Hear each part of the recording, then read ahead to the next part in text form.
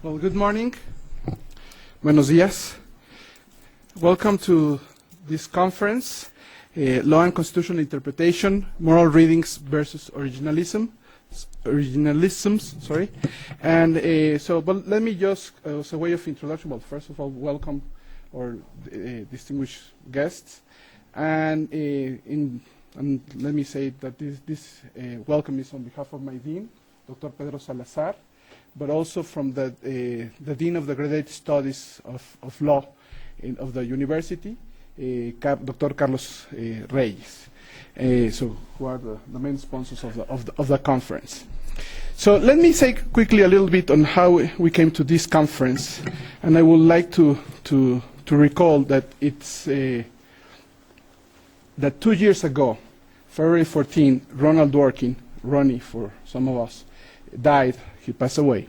And I learned that by an email that Larry Solomon sent to the Georgetown University Law Center faculty.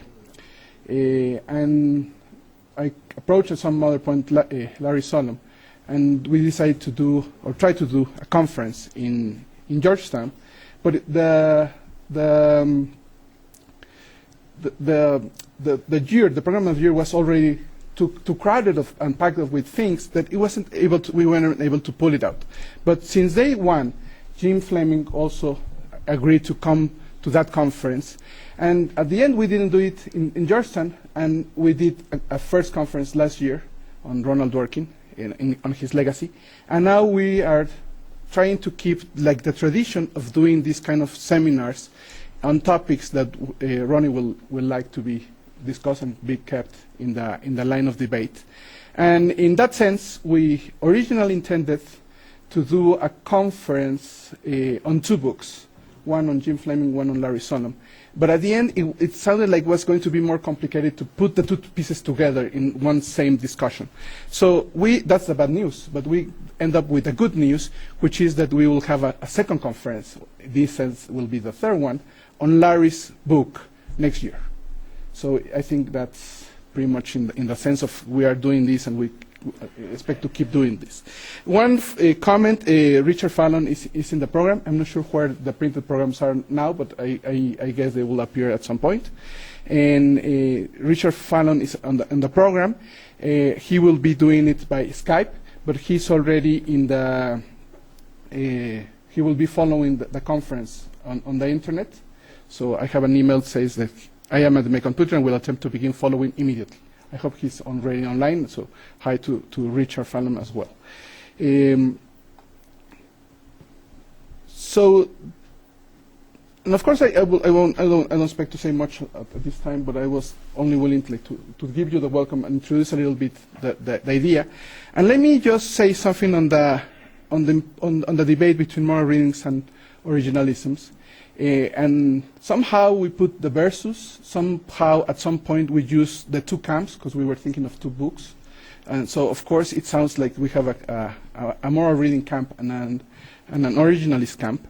And Larry Solomon was, I think, really good in taking this into his paper and making it sound like we are preparing to a battle. And when I was reading his piece, I was really having the drum oil and seeing the crest and imagining the crests of the people ready to go into battle. So I don't like at the end. I think it was not that good to have that emphasis on the debate and the part of the battle, them versus us, because I really think, and I think Larry is also into this idea that that's more important to get into a real discussion, in a real debate, so it's not them versus us. I think it's a debate on how we should do the constitutional interpretation. And I guess I'll stop here and give the floor to Jim Fleming. Let me just say that he will be having 40 minutes to present, and I will probably comment something, and then we'll be taking questions, and we'll have a discussion. And the rest of the presenters will have 30 minutes to present. We'll give 10 minutes to Jim to reply, and then we'll have 35 minutes for discussion. And we'll be having breaks, and we'll have some time to adjust in case we need to go a little bit further in one of those sessions. So I think that's pretty much from my side. So, welcome. Emer, thank you very much for that introduction. And I want to thank you for your incredibly gracious and warm hospitality both last year and this year. It's a real pleasure to come back. And I want to say that last year I was very impressed with the seriousness of your community and your commitment to the study of jurisprudence here at UNAM. And also I appreciate your very good efforts to reach out to an international community in jurisprudence by having a number of people come through here for these conferences and by publishing the papers in Problema. It's a very commendable exercise in international community building. Thank you very much for it. You very nicely set up the question, what are we doing here in Mexico City talking about these central debates in American constitutional interpretation? And I think you gave the beginnings of an answer to that, because I think this is a nice sequel to your wonderful conference last year in honor of Ronald Dworkin, because Dworkin was centrally concerned with questions of constitutional interpretation and with defending a moral reading and with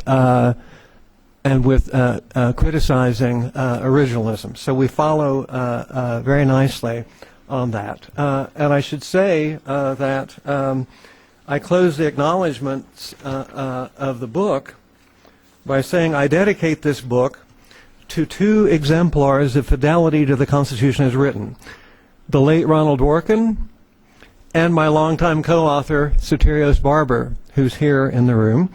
Both of them exemplify courageous, vigorous, and responsible pursuit of the best understandings of our constitutional commitments. Both of them inspire with the fire in their belly and their brilliant, eloquent, and indefatigable arguments against originalism in its many guises. And I think as friends of the Constitution, we need to learn from them and to carry forward their work if we are to avoid, in the American constitutional context, if we are to avoid enshrining an originalist constitution that does not deserve our fidelity and that is insulting to the founders and their posterity. I want to say just a little bit by way of appreciation to each of the participants in the conference. I'm thrilled and honored to have Linda McLean and our daughter Catherine Amelia McLean Fleming here in the audience with me. Linda participated in the conference last year, and of course she and I have co-authored a book, Ordered Liberty. Sot Barber I've dedicated the book to, and I'm delighted to say that we're in the company of the two greatest living Dworkinians in the world, Sot Barber and Larry Sager. So I'm very honored to have both of you here participating in this conference. And I frankly admit that not having written this book with Linda, one of my co-authors on another book, or Sot, one of my co-authors on another book, I may not have done as good a job as I would have had with either of you as my co-author. But I'm glad to have you here. I'm also honored to have Larry Solem here. He is, as I say in the book, in the second chapter, I think he's the most programmatic and constructive of all of the originalists. I'm honored to have Dick Fallon as a participant. Dick was one of my teachers in constitutional law at Harvard Law School, and he is a model of a fair-minded scholar. And his piece is going to force me to give a sober second thought to how much of this fidelity as redemption talk I should keep on board. I took a lot of that on board from Jack Balkin. Finally, I'm very honored to have Ken Kirsch here. He's literally my neighbor in Brookline, and I appreciate his larger intellectual perspective and his rich understanding of conservative constitutional theory, especially that which embraces moral readings. And I think he has a very good sense of what kinds of arguments are persuasive in the American constitutional culture, so I greatly value his thoughts on those issues. And all in all, I'm deeply grateful to Emer for hosting this conference and to everybody for engaging with the book. I appreciate the range of perspectives you offer, and in grappling with your critiques, I shall aim to make the book the best it can be. And I want to say two final preliminary remarks. One, this book is very much in the Dworkinian tradition, but it is in no way an explication of Dworkin's own views.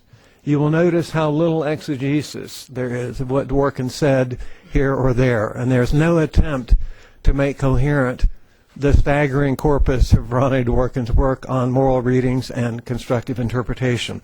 The book is Dworkinian, broadly speaking, but I'm not here to explicate or to defend Dworkin's views, although I think in spirit it is a very Dworkinian undertaking. Okay, and finally, I can't undertake to summarize the arguments of the entire book today. I'm simply going to introduce some of the main arguments in these opening remarks, and I'm going to try to summarize the most important arguments for a general audience of people who are interested in thinking about questions of constitutional interpretation, and I'll leave fuller development of particular topics to my responses to the papers, panel by panel. Okay? So, let me begin. In recent years, some have asked, are we all originalists now? And my response is, I hope not. Now, by contrast, others, including Larry Solem in his book with Robert Bennett, Constitutional Originalism, a Debate, others have replied, we are all originalists now. Now, the answer to the question depends on whether we define originalism broadly or narrowly. Conventional, strong originalists have defined it exclusively as the only legitimate source of constitutional, as the view that the only legitimate source of constitutional interpretation is the relatively specific original meanings and expectations of the historical framers and ratifiers. Now, in Is Originalism the Law?, Will Bode of University of Chicago put forward the most inclusive originalism yet. His ultimate originalism, and it is that, embraces the familiar sources and modalities of constitutional interpretation excluded by the strong originalists as incompatible with originalism. Sources like precedent, practice, policy, purpose, evolving abstract principles and theories, and the like. Indeed, it's such a big tent that it includes practically every constitutional scholar and judge except Michael Seidman, Larry's colleague at Georgetown, who argues that we should give up on the Constitution and practice constitutional disobedience.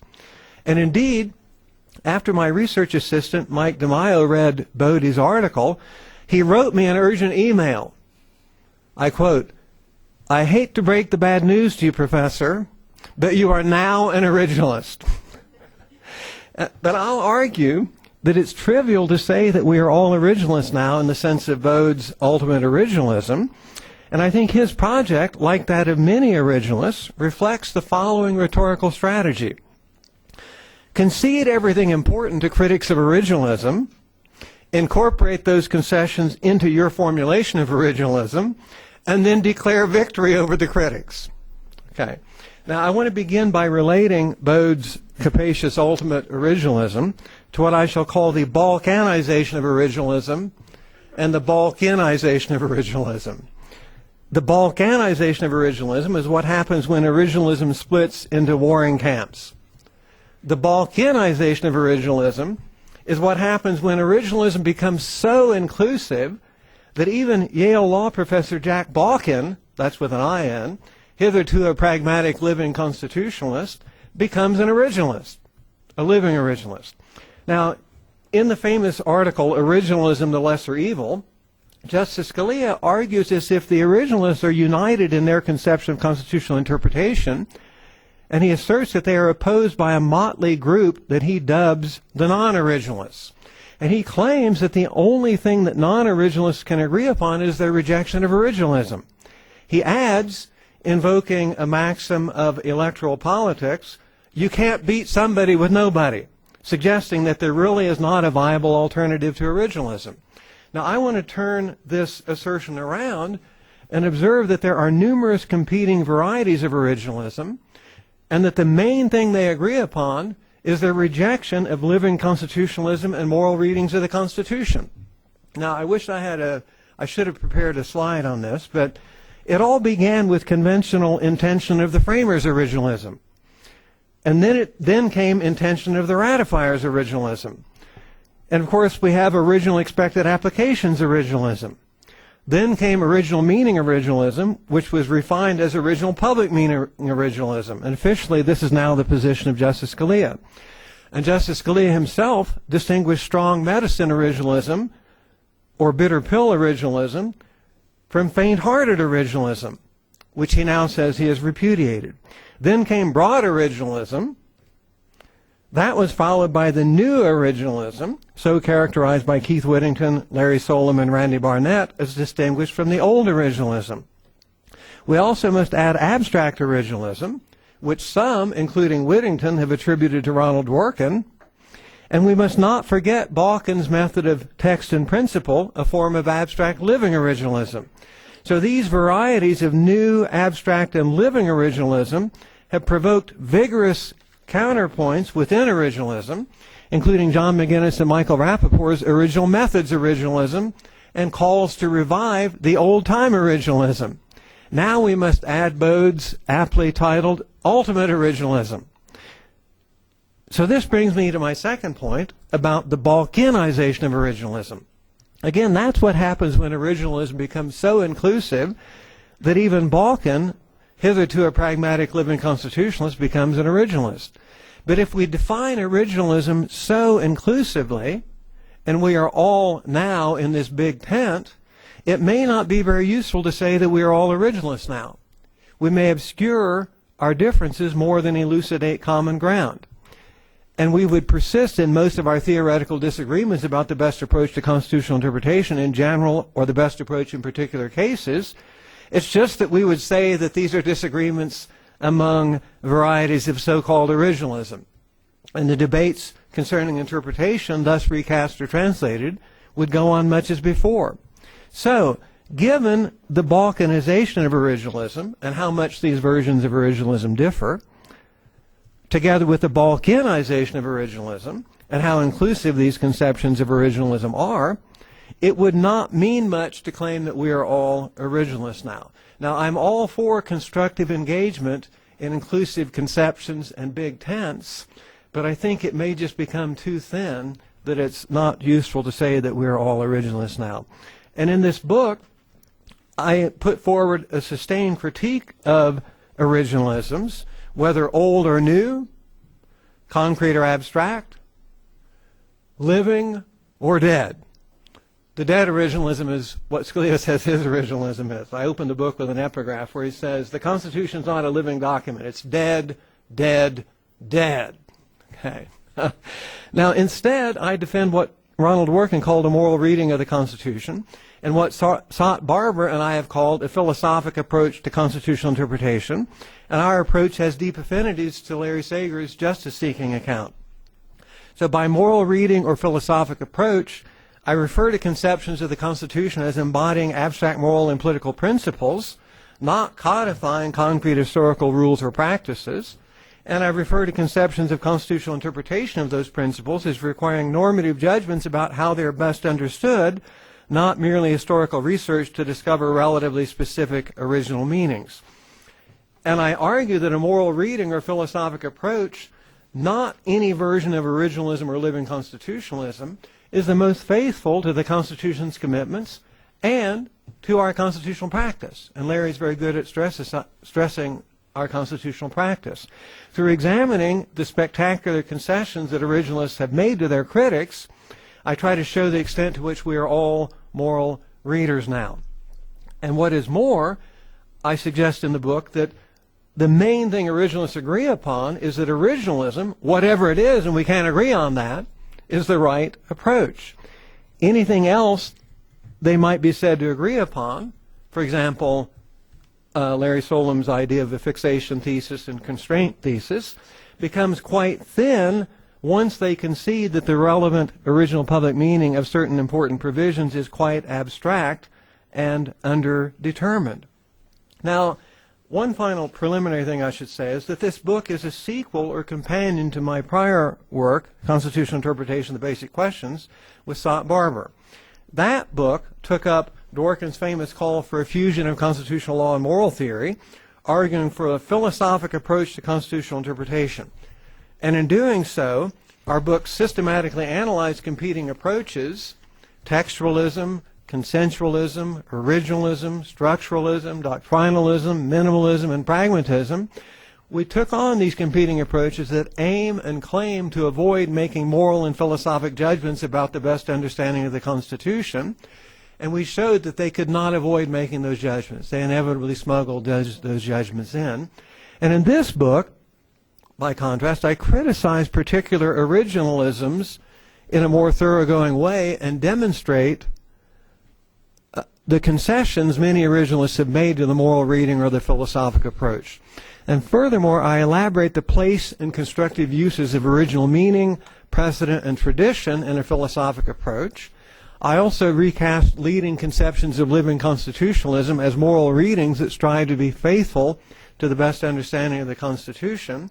And I engage especially with new varieties of originalism and living constitutionalism that have emerged more fully since we published that book in 2007. For example, instead of flogging the dead horse of the old originalism, as many works of originalism still do, I focus on very current versions of new originalism. I focus on Bode's ultimate originalism, Larry Solim's new originalism, McGinnis and Rappaport's original methods originalism, and Balkin's living originalism. These are all new versions. And I focus on the best new versions of living constitutionalism. David Strauss's common law constitutional interpretation, Ackerman's latest formulation of his view, and again, Jack Balkin's living originalism. So I'm trying to avoid making the usual charges against the old originalism, that it's tautological or it's circular or it's question-begging. I try to take on the new originalisms that concede the need to make normative arguments for originalism rather than just assuming definitionally or axiomatically that that's what interpretation is. And I argue that their arguments are either bad arguments or their arguments show that they're presupposing a moral reading and they forfeited their supposed virtues that they have over moral readings. Okay, so that's the general character of the argument.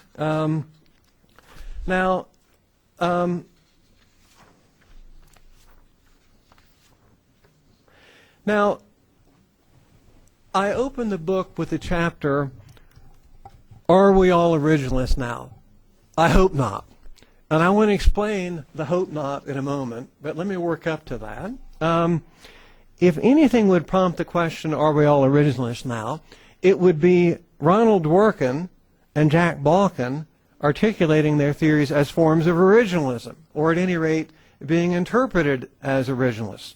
For they are exemplars, they are exemplars of two bêta noirs of originalism as conventionally understood, namely a moral reading of the Constitution and a pragmatic living originalism, respectively. So I think there's a trick in the question, "Are we all originalists now?" And I think even to pose the question suggests that one is presupposing what I call the originalist premise. Let me explain what I mean by that. The originalist premise is the assumption that originalism, rightly conceived, is the best, or indeed the only conception of fidelity in constitutional interpretation. Put more strongly, it's the assumption that originalism, rightly conceived, has to be the best, or indeed the only conception of constitutional interpretation. Why so? It seems axiomatically. It must be. That's just the only way we can talk about fidelity to our Constitution. If only we could work out the right form of originalism. Now, in the book, I sketch some problematic assumptions and misconceptions that undergird or drive the originalist premise. And I'm not going to be able to unpack all of them here, but I want to mention several of them because they do bear on what I expect will be much of the discussion today. Originalists like Scalia commonly say that originalists are the only ones who care about original meaning, and that all those other folks, the non-originalists, don't. That is, Scalia assumes or asserts or assumes that originalism equals original meaning. But, as Dworkin ably and tirelessly pointed out, The disagreement between originalists and their critics is not about whether original meaning should count in constitutional interpretation. Rather, the debate is about what should count as original meaning. For example, should we conceive original meaning quite concretely, as Scalia and Bork do, as relatively specific original meanings, as concrete expected applications of the ratifiers, as a deposit of concrete historical practices and detailed rules? Or, to the contrary, should we conceive original meaning more abstractly, as Ronald Dworkin, Jack Balkin, and Justice Brennan do, as relatively abstract commitments, as a framework or a charter of abstract aspirational principles? Both sides claim or aim to fidelity to the relevant original meaning as they conceive it. The latter theorists argue that we can take original meaning seriously, be faithful to it, without being originalists in any conventional, strong, exclusive sense. Furthermore, we should distinguish between the theory of originalism and the practice of generic consideration of original meaning in constitutional interpretation. When I teach constitutional law, I sometimes encounter the view of first-year students that any time a court refers to any history, they're being originalist. Anytime a court cites any evidence of original meaning, they're being originalist. I say that originalism is an ism. It's a particular theory of constitutional interpretation holding that the relatively concrete original meaning of the Constitution is the only legitimate source of constitutional meaning. Now, of course, we see broader, more inclusive conceptions of originalism in the New Originalism, but I want to distinguish this from generic consideration of original meaning. This is an eclectic approach that regards evidence of original meaning as one among several available sources of constitutional interpretation. And these sources include the document's text, history, structure, and purposes, as well as judicial precedent. They also include contemporary social practices, evolving public understandings of the Constitution's values, and the societal consequences of any given interpretation. Now, we often see courts look to original meaning in this latter, more eclectic sense. And when doing so, courts typically have a pragmatic attitude, sometimes finding evidence of original meaning helpful, but often finding it inconclusive. And this generic, eclectic consideration of original meaning as one among several available sources of constitutional interpretation is not what we mean by originalism. Okay. Second, narrow originalists such as Bork and Scalia have asserted a monopoly on concern for fidelity in constitutional interpretation, claiming that fidelity requires following the rules laid down by or giving effect to the relatively specific original meanings of the framers and ratifiers of the Constitution. Bork and Scalia say that the originalists are the ones who care about fidelity in constitutional interpretation, and that all those other folks, the revisionists and non-originalists, don't. Now, in 1996, I co-organized a symposium on fidelity and constitutional theory at Fordham University School of Law that implicitly challenged the narrow originalist claim to a monopoly on fidelity, for it featured several competing conceptions of fidelity. One was Ronald Dworkin's understanding of fidelity as pursuing integrity with the moral reading of the Constitution. A second was Bruce Ackerman's understanding of fidelity as synthesis of constitutional moments. I also distinguished Larry Lessig's understanding of fidelity as translation across generations. And we also had an early formulation of Jack Balkin's conception that ultimately became his argument for fidelity to abstract original public meaning. So all of these, and so the point of this symposium was to challenge the conventional originalists' claim to a monopoly on fidelity and constitutional interpretation, and to show that it was not the case that only they took fidelity seriously and everybody else flouted fidelity. The debate is about what is the best form of fidelity in constitutional interpretation. And I tried to carry forward that debate in this book, defending a conception of fidelity not as following the relatively specific original meaning of the Constitution, but fidelity as honoring the abstract commitments of the Constitution and building them out over time so as to make them the best they could be. Finally, I won't go through all of the other premises, all of the other presuppositions in the originalist premise, but I want to conclude this discussion by talking about Will Bode's argument that that originalism just is the law. that originalism is the law in some positivist sense in American constitutional practice. So Bode asks, is originalism the law? And he answers yes. That is, in terms of the originalist premise, that originalism equals the law. Now, Bode concedes that originalism in a conventional, strong, exclusive sense is not the law. But he argues that originalism in its extremely inclusive sense, as the ultimate originalism, is the law. So I'm going to make 2 points, one about sources and the other about precedents. And I'm using Bode because his is the most inclusive originalism yet. It's even more inclusive than I think than Larry's capacious understanding of originalism.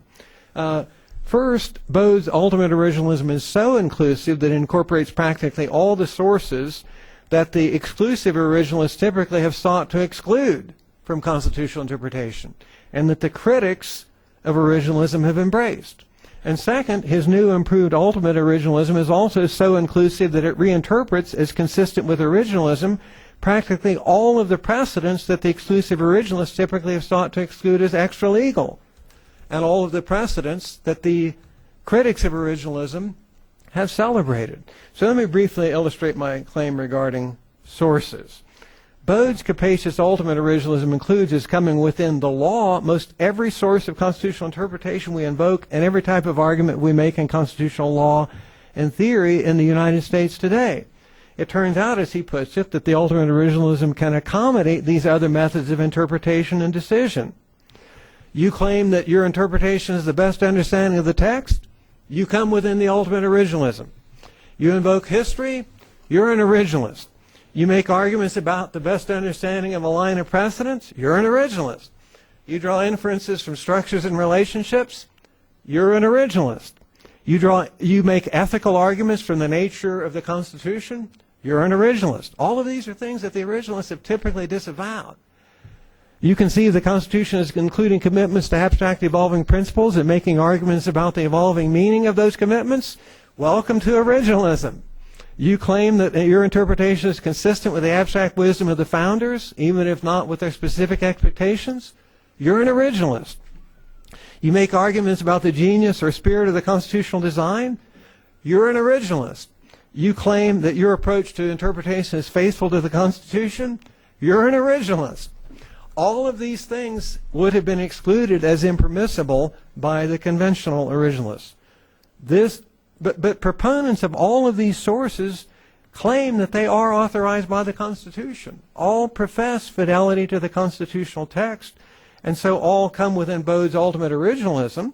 But in bringing all of these sources within the big tent of the ultimate originalism, have we made any progress in framing or resolving the impasse in the debates over competing approaches to constitutional interpretation?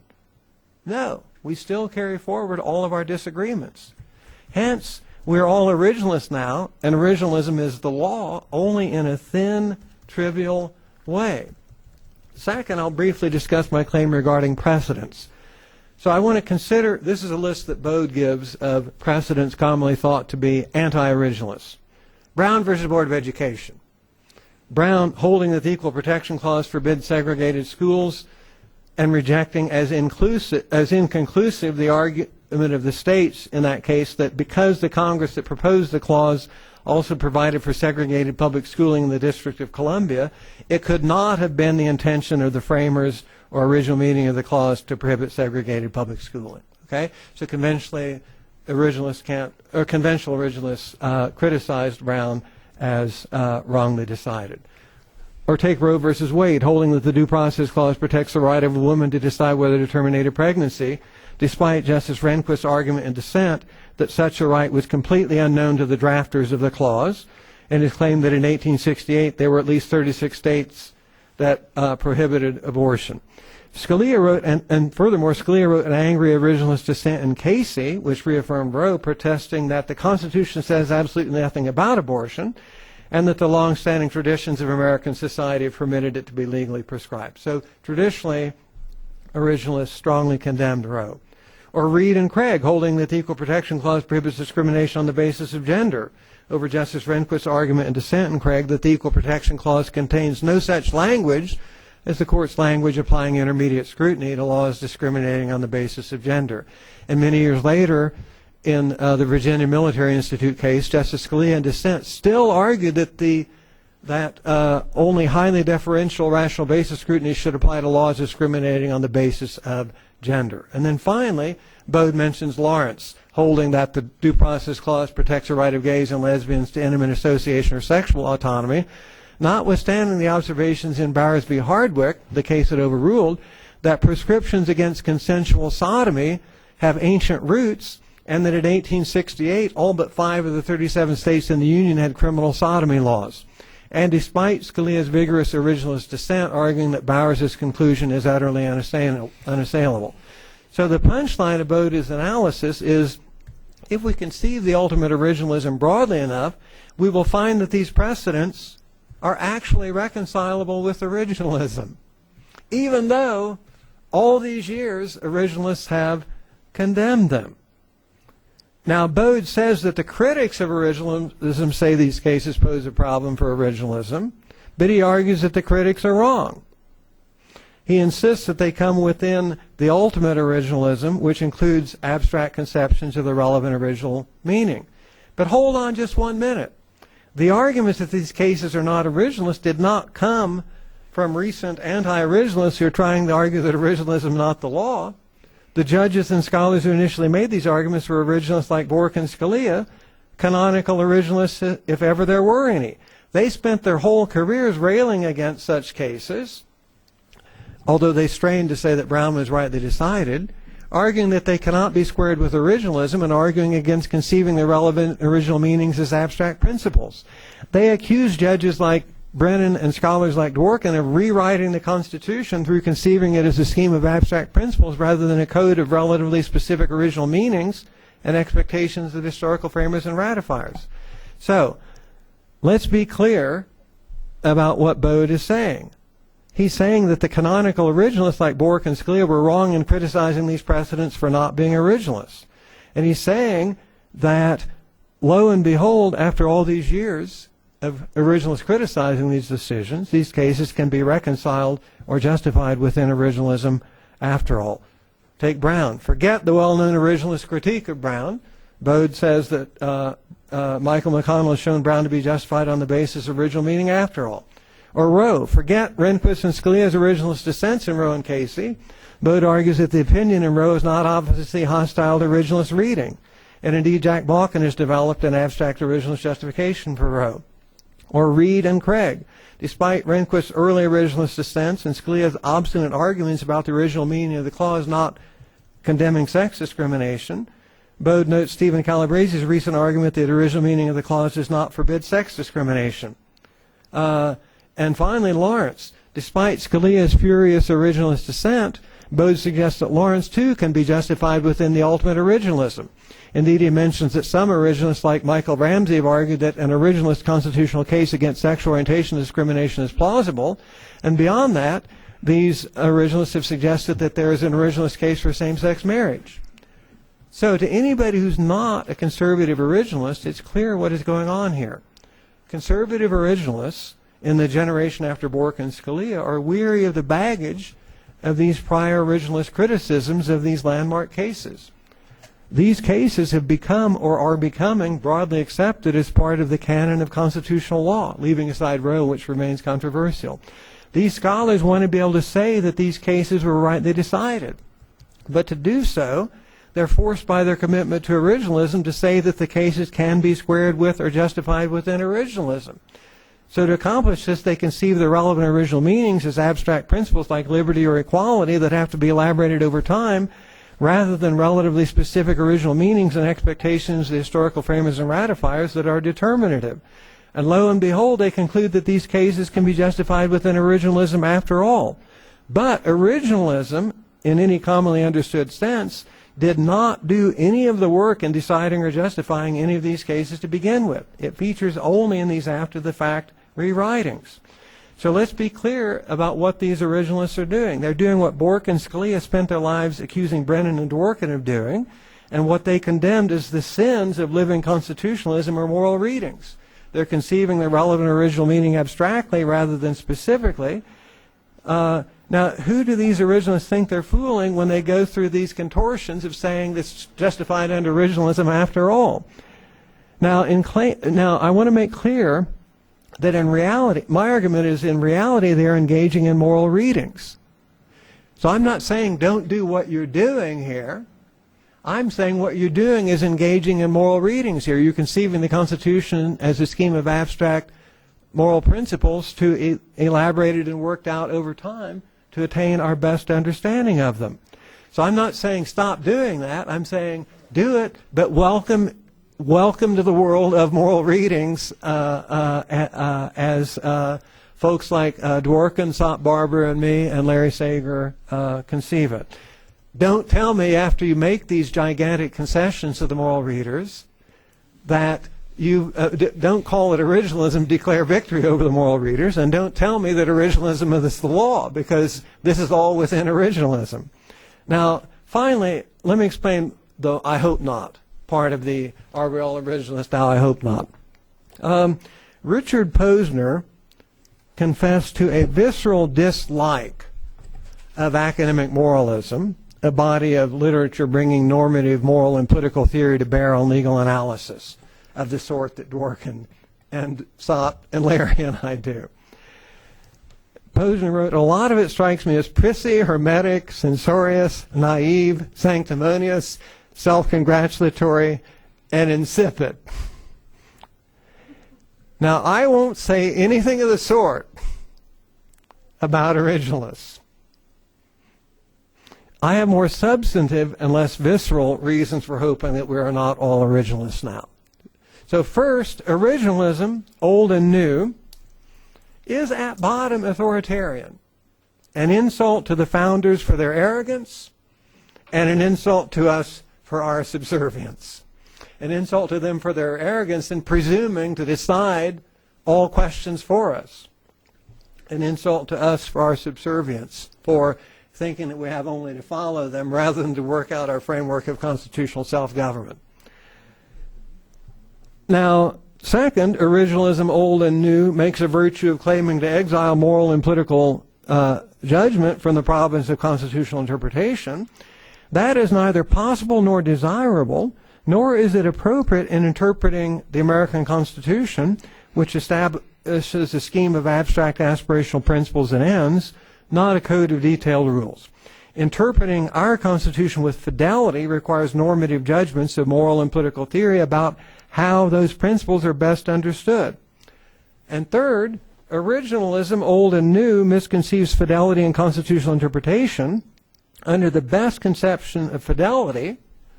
Fidelity is integrity with a moral reading of the Constitution. That's the conception of fidelity that I defend in the book.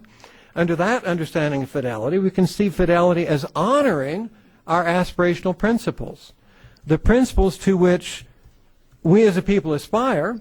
And you could, in a different constitutional culture, you could say the principles to which you as a people aspire. I'm just speaking of the American constitutional practice. Under my conception of fidelity, we conceive fidelity as honoring our aspirational principles, the principles to which we as a people aspire and the principles for which we as a people stand, rather than as following our historical practices and relatively concrete original meanings, which surely have failed to realize our aspirations. And ironically, in the name of interpretive fidelity, originalists would enshrine an imperfect constitution that does not deserve our fidelity. A moral reading, or philosophic approach, as Todd and I call our approach, because it understands that the quest for fidelity interpreting our imperfect constitution exhorts us to interpret it so as to make it the best it can be, our approach offers hope that the Constitution may deserve our fidelity, or at least may be able to earn it. Now, I just want to take a couple more minutes and just sketch the overview of the book. In the first part, I assess the new originalism and its originalist discontents. In Chapter 2, I examine the inclusiveness of the new originalism, and in particular, I focus on Larry Solom's work in his book with Robert Bennett, Constitutional Originalism, a Debate. I argue that with the new originalist recognition that the relevant original meaning is abstract and that most of the significant work of constitutional decision occurs in the construction zone, which lies beyond originalism and often requires normative judgments, I argue that the new originalists have made spectacular concessions to the moral reading or philosophic approach. And then in Chapter 3, I showed that the new originalism has provoked pushback within originalism, for example, the emergence of original methods of originalism, and calls for a revival of the, quote, old-time originalism. So I reject original methods originalism and consider reasons commonly given for the appeal of originalism in the American constitutional culture. And I argue that these reasons are better understood as reasons for the aspiration to fidelity. And I hope in the following discussion I can talk about arguments for why, even if originalism is not universally required as part of the very practice of constitutional interpretation, I assess some of the arguments for why originalism has special hold on the American constitutional culture. And I argue that all the reasons commonly given for why originalism has such hold on the American constitutional culture are actually reasons for why the grip of fidelity is a grip on our constitutional culture.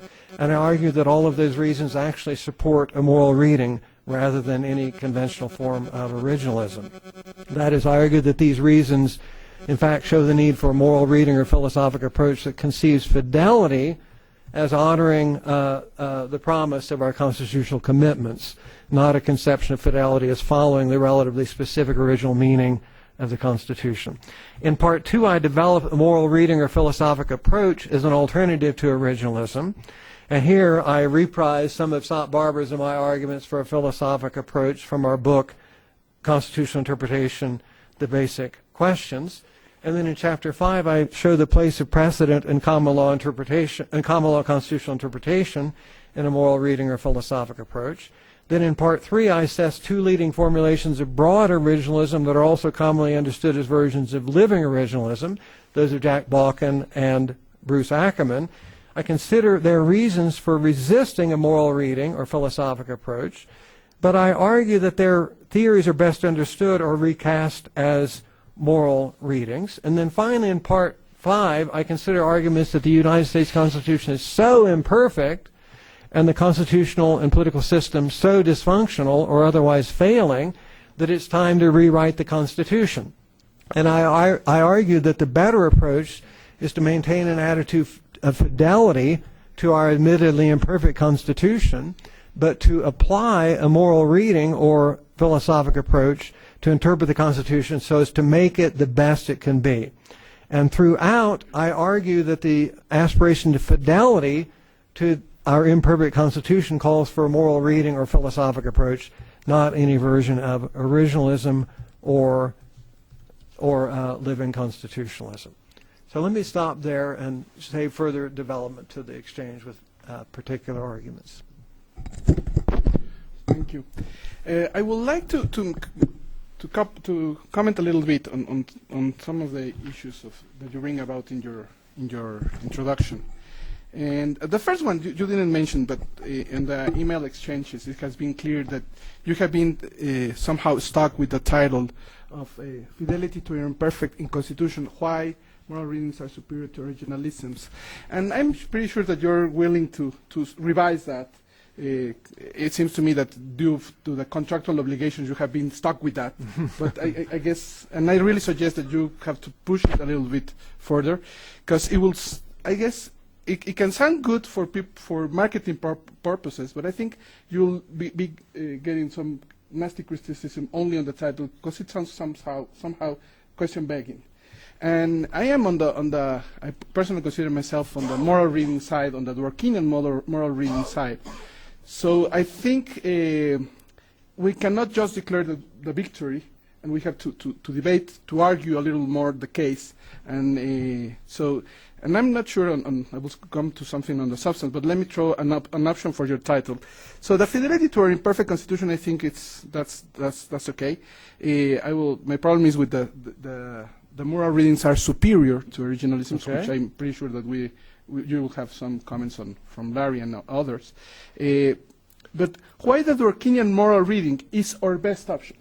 That will be like my or why a philosophical approach is our best option.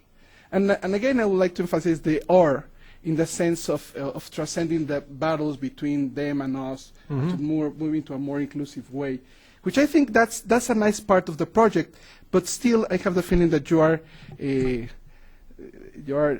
I will say, wrong in some sense. In that, let me say that you are accusing the originalists of becoming so inclusive, so everyone is an originalist now. And now, on the other way around, you deal with the book and put everyone within this also big term, big inclusive, to say that we are all moral readers now. So I think that won't work. I think that will get you nowhere, and will keep getting in the discussion. So let me just rephrase. I concur with your judgment that are we all originalists now?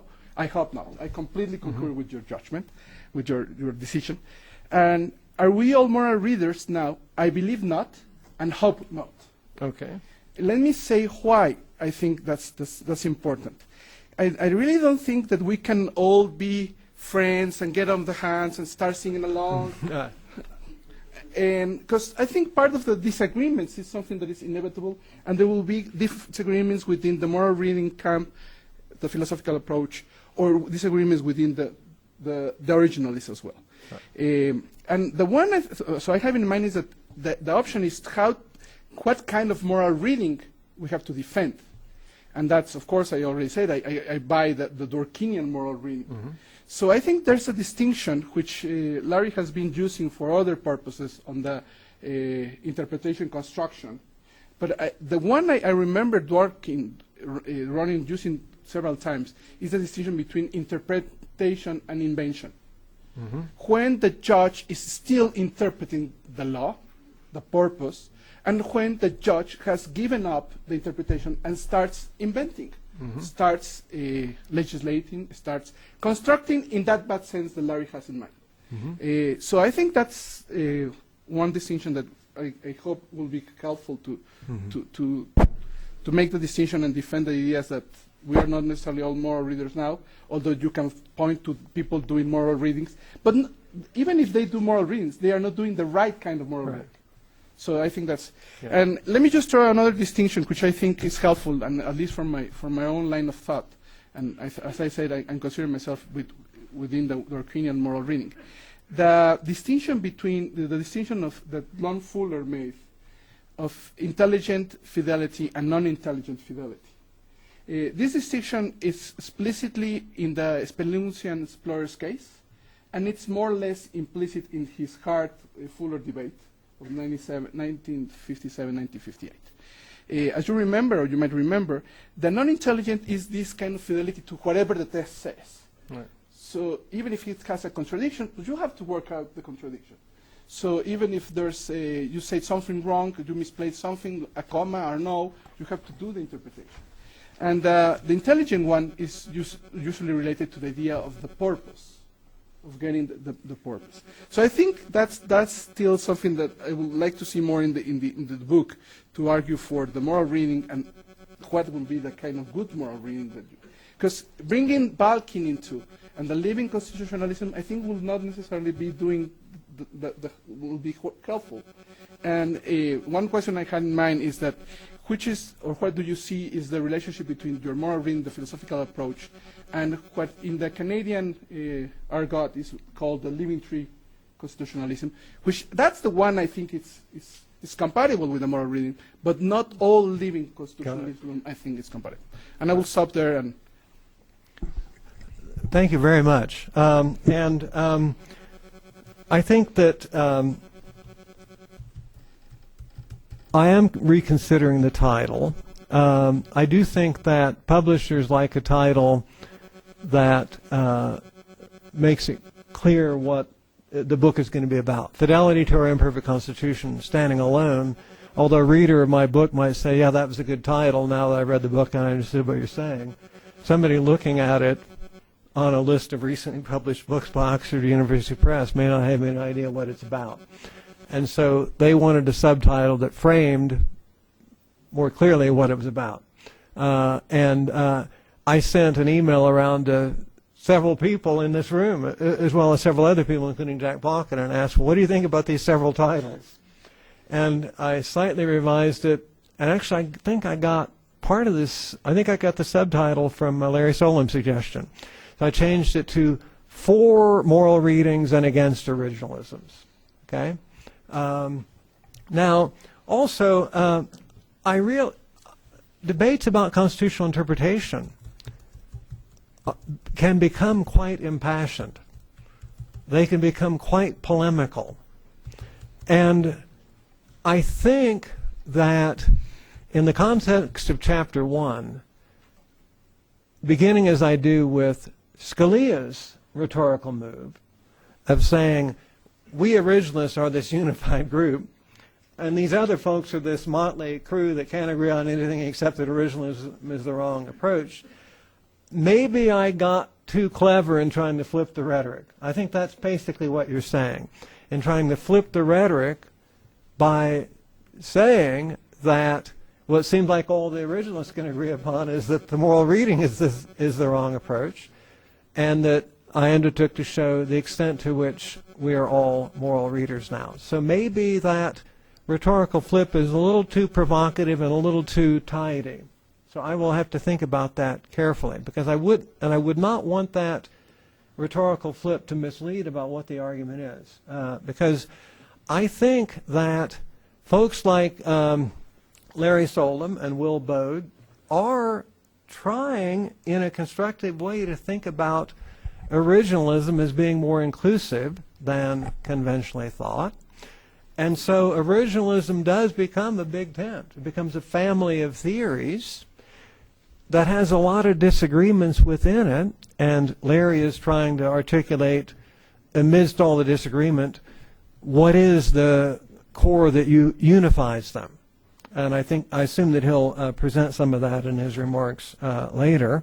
And so my impulse in response to the big tent of originalism was exactly your impulse in response to the big tent of the moral reading. That is, when we hear the big tent of originalism, we think, well, this isn't very useful because we still got all of our disagreements. It doesn't help to say, well, come on down, we're all originalists now. We just still have all of the things that we've been disagreeing about all these years. And so I take your point, which is to say that when I do the rhetorical flip, well, if we're all moral readers here, well, maybe that doesn't make that much progress because some of these folks are not the right kind of moral readers, and maybe we still got all of our disagreements. I take that point, and I'll have to think carefully. I want to maintain something of rhetorical flip, but I do want to be careful to qualify it to make clear that I'm not trying to shoehorn everybody into the same approach.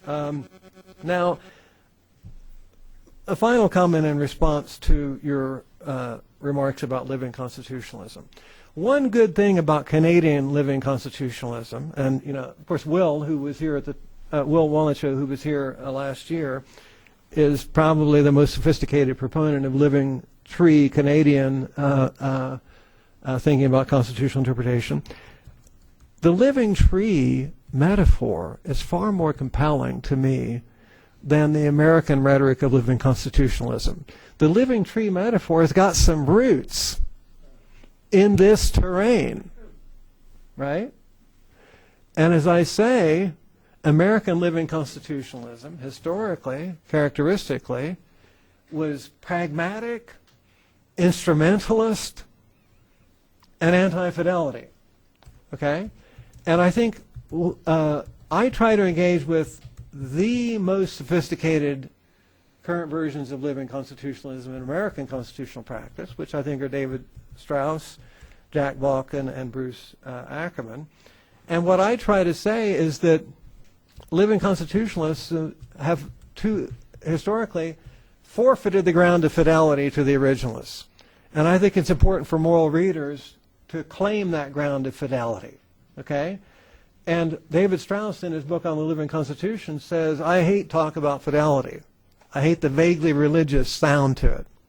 Or Dick Fallon, a very fair-minded constitutional theorist with whom I find myself almost always in agreement for its good sense. Dick thinks that the talk about fidelity has too strong a religious or theological overtone. What I'm trying to say is that unlike conventional living constitutionalist American style, we need to learn as moral readers to talk about fidelity. And I saw Jack Balkin's way of talking about fidelity as offering a powerful rhetorical way of conceiving it. I will have to, as I said before, give that a sober second thought in light of Dick's very thoughtful and fair criticism. And we can continue that later. So let me stop there. Thank you. Sot, Roberto Gargarella, who else? Hands raised? Okay. Sot, let me... Oh, do you have a mic? A microphone will be on the way. Hold on. Yo creo que se te va a ir todos una vez. Tenemos uno de cada lado. So while you're getting the mic, so again, I don't mean to. I do think it's your suggestion of bringing Fuller into it is a good one. I may not bring it into the main argument, but I should acknowledge it because Fuller importantly talked about fidelity, and some people think there are affinities between Fuller and Dworkin. And I claim that I observed that Dworkin, in his earliest Taking Right Seriously, did talk about fidelity, but it's typically been overlooked because he was too readily smushed into living constitutionalism, but he very strongly criticized living constitutionalism in Taking Right Seriously. But the Fuller connection is an important one to acknowledge. So, Jim, I think the turn the table strategy is really the turn the tables conclusion is premature. I don't believe it's enough to show that the so-called originalists are really moral readers. I don't think it's enough to show that they make controversial moral judgments. They do indeed make controversial moral judgments. Now, I'm talking now about judges, not necessarily scholars, but originalist judges like Roberts and Scalia and these people. They do indeed make controversial moral judgments, but they do not accept responsibility for those judgments. Right. They don't try to defend those judgments, and they shouldn't be welcomed into the moral reading camp until they start defending those judgments. Now, with regard to constitutional scholars, they shouldn't be welcomed into the moral reading camp until they are prepared to defend the possibility of defending moral judgments. Right. Until, in other words, they sign on to some version of moral truth, the possibility of moral truth. Yes, excellent. Thank you very much for that. And I realized that I omitted to give one of the four major reasons why I hope we are not all originalists now. And that was that originalism is a form of irresponsibility. Originalism, even in the most capacious, abstract, broad senses, at bottom says or wants to say to some degree, we didn't do it, the framers did it. And so I think it's important that we accept responsibility for building out our constitutional practice in a way that honors our commitments, in a way that furthers the ends of the preamble, in a way that is that makes our constitutional practice the best it can be. So that certainly is, yes, I think that is a very important qualification to make, because to show that they are making moral judgments is not to show that they are acknowledging the proper responsibility for making those moral judgments. They still have the impulse to cloak it in the guise of authority, of original public meaning, even if that is so abstractly conceived that it seems undeniable that they are making the moral judgments that we say fidelity to the Constitution requires, but which they ultimately, it seems, invariably want to cloak in the garb of the framers, or in ratifiers, or the original public meaning. Yes, well, first, thank you for the presentation and the book, and thanks, Emer, for organizing the conference and inviting. No, as an introduction, I come from Argentina, and I want to say the discussion on interpretation is totally pertinent also there, in Latin America, so it's totally relevant, I think. But I am quite discomfort with the status of the discussion or the situation of the discussion, because what is perhaps because of coming from Argentina and seeing how relevant is whether you take one position or the other. And again, I like Emer, I am also more in the camp of the moral readers. But when you see the incredible harsh consequences of taking one position or the other for the life, liberty, or property of people, so I see. I wouldn't say a disillusion, but a real discomfort in the status of the discussion that after 200 years, we are still stuck in whether we are originalists or moral readers, we are here living constitutionalism or originalism. So there must be something wrong, or we as legal doctrinaries, we are doing something wrong if we haven't been able to move from that situation, particularly when, as I said, this is not just a theoretical discussion, but it's a discussion that has implications, radical implications, many times for the life, liberty of people. And so for me, the question would be how to get, out from that situation. And the only way I see is, in a way like Waldron would say, well, we need to move to a different discussion about authority, about who has the authority to interpret, or how we do the interpretation.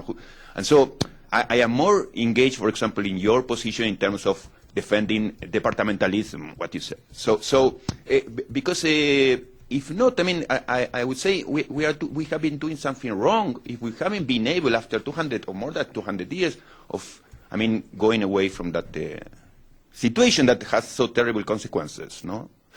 Is this clear? Well, I'm not one who's discomfited by recurring debate and disagreement. I think that our constitutional practice is complex. I think that there are always going to be competing understandings of moral commitments. There are always going to be competing understandings of constitutional commitments. I also think there are always going to be competing approaches to interpretation. So I am in no way dismayed by the failure of people to agree after all of these years of a constitutional practice. Okay? And I am in no way dismayed by the failure of a constitutional practice to settle on certain agreed upon understandings. I think that's part of the contestation of a complex constitutional practice. Okay? So, and I in no way claim to have resolved these disagreements. I think these disagreements will persist. And I actually tried to focus more on, in this book, on areas of agreement and common ground. That's what I meant when I said I'm not going to flog the dead horse of the old originalism. Because when you put conventional originalism over here and our moral readings over here, there is a radical gulf. There is a radical disagreement. And my sense is that the new originalisms and ultimate originalisms I engage with, the striking thing is that there is more agreement on what Larry calls construction, for example. Or look at all these cases that Will Bode says can be justified after all. So even though conventional originalists have rejected them all of these years. So I don't want to deny that that a great deal is at stake based on which approach that we take. But it is not my aim that one side totally vanquish the other side, and that we learn finally, after however many years you've had a constitutional practice in Argentina, that one or the other is the right one. I just think there's going to be an enduring disagreement about what the Constitution includes, and an enduring disagreement about how to interpret it. So I'm not for a settled constitutional practice. I don't think it's I don't think it's attainable. I don't think it's desirable.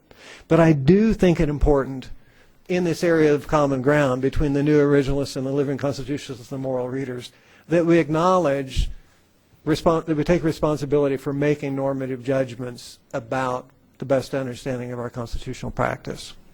So that's why I resist saying somehow it's all within originalism. Okay. Chisca. I have a comment that is related to something that you touch in a small part of the book, and it's the way it relates to the way the American debate on originalism is viewed from the outside. Mm-hmm. And I think that a problem with what has happened with this growing of we are all originalists now is that this keeps outsiders out of the American constitutional debate, and it makes a bit the American constitutional debate on interpretation a bit arrogant, in the sense that if you want to participate, before you have to learn, the 72 varieties of originalism that Mitch distinguishes, and so if it's true that in the end we pretty much discuss the same. If we depart from broad originalism, or if we depart from a fit-sensitive living constitutionalism, or a fit-sensitive moral reading, I think an important argument for your view, in favor of recasting many debates as moral reading debates or as living constitutionalism debates, is the fact that it promotes the participation of the Americans in a broader debate. It recognizes the comparative constitutional law debate as something like more relevant, it creates a community between, the Americans and the others that having the debate in terms of originalism does not, because it seems that you really have to be American, and in the end we are discussing things that are relevant in a worldwide discussion. Right. So that's an argument that maybe you could push for your... Yes. I don't know. Thank you very much for that.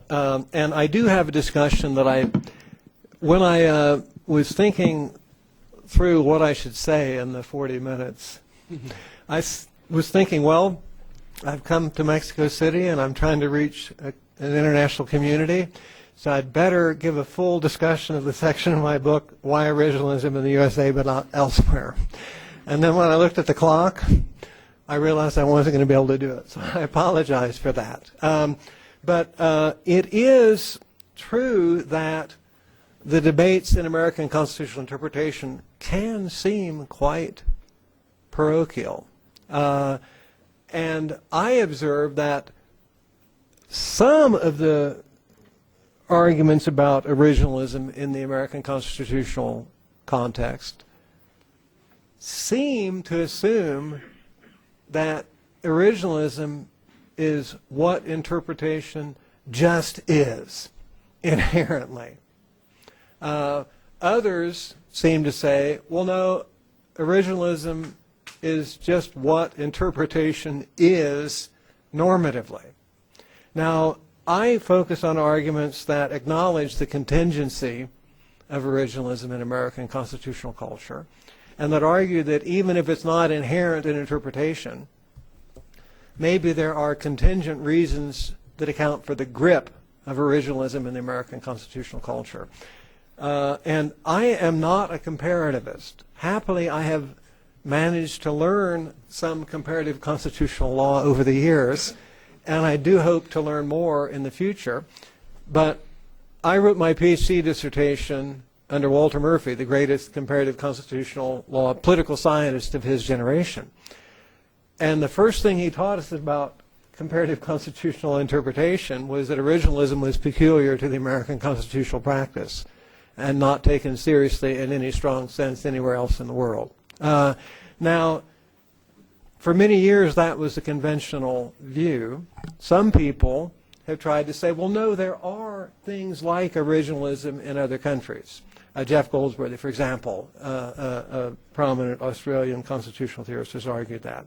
But I argue that the comparativists who find originalism here, there, and everywhere typically are finding originalism in the generic sense, or in a very moderate sense, as original meaning being one of many sources of constitutional meaning. I don't think you find what I call originalism as an ism in other cultures. The idea that the only legitimate source of constitutional interpretation is original public meaning and the like. So I think it's good that more originalists now recognize the contingency of originalism, that it's not just inherent in what an interpretation is, and that might promote more a better international discourse. Ken Hima?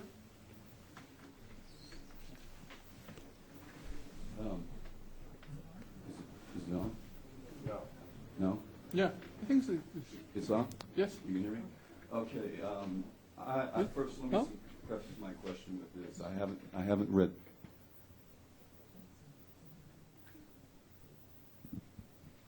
Let me preface my question with this. First, I haven't had an opportunity to read everything. And secondly, my intuitions on this stuff are conditioned by the fact that I do conceptual jurisprudence, this positivism, anti-positivism stuff that really doesn't matter one way or another as far as I'm concerned with respect to having substantive implications for what the law should be. Now, as I think I'm understanding the discussion here, y'all are playing a conceptual analysis game, right? You're trying to figure out, okay, what theories count as originalism, or do they all count as originalism, or do they all count as the moral reading, which seems kind of odd to me, because it seems to me that the real problem here is a problem of normative moral legitimacy, right? The issue that we're really concerned with when we're debating, at least as far as I'm concerned, and this is why people get so heated about it, is a moral issue. And the issue is which theory of interpretation morally justifies the use of, and this is a Dworkinian idea, the use of coercive enforcement mechanism. So the way I put I guess my comment is this. As far as I'm concerned, it doesn't matter what you call a particular theory. The real problem here is whether the theory is correct, and the real problem is one of normative moral legitimacy. So I just wonder how all of this is connecting up with what I take to be the real morally normative problem of giving a justification for a theory of interpretation that would legitimize the use of our coercive enforcement mechanisms. Okay. Thanks for that. And I think that I don't really undertake anything like a conceptual philosophical analysis of what originalism is, what moral reading is.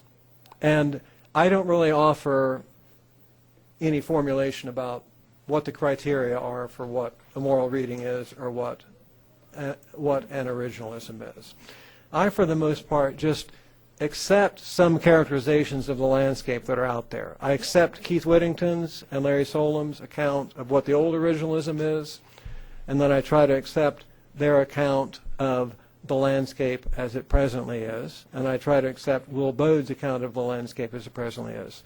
And then I try to say, well, it sounds to me like they are including making normative judgments within the practice of originalism. And then I say, hold on a minute. I thought that was what the originalists historically were up in arms against.